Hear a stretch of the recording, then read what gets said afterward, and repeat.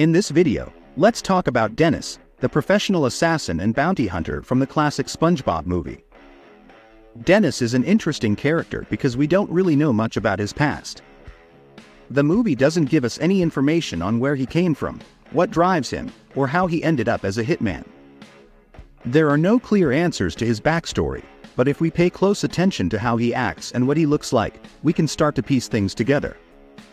From his tough appearance and no-nonsense attitude, it's clear that Dennis is a skilled bounty hunter who's done this job for a long time.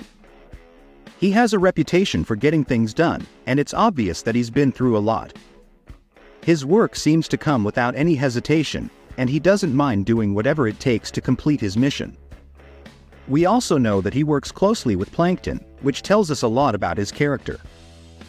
Given his willingness to team up with someone like Plankton, we can guess that Dennis is a mercenary. He's in it for the money and is willing to do anything for the highest bidder, without caring about right or wrong. It doesn't matter to him if his actions hurt others or cause chaos.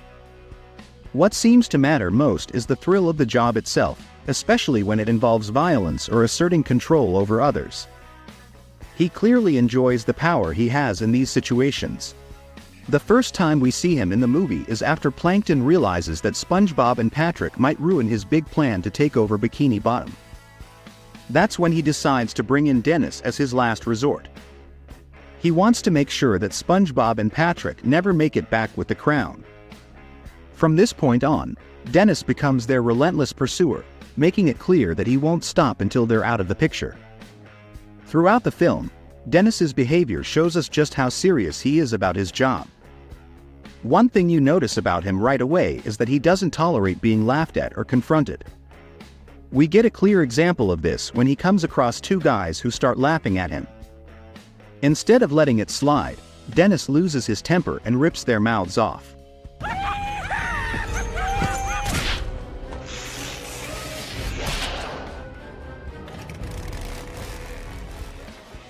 That's how far he's willing to go just because they dared to laugh at him. It shows that he's not the type to let anyone disrespect him, no matter who they are. Later on, he confronts a group of thugs outside a bar. The thugs threaten him, probably thinking they can intimidate him.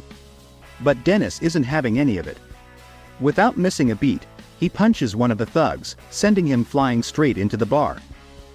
This moment makes it clear that Dennis isn't someone to mess with.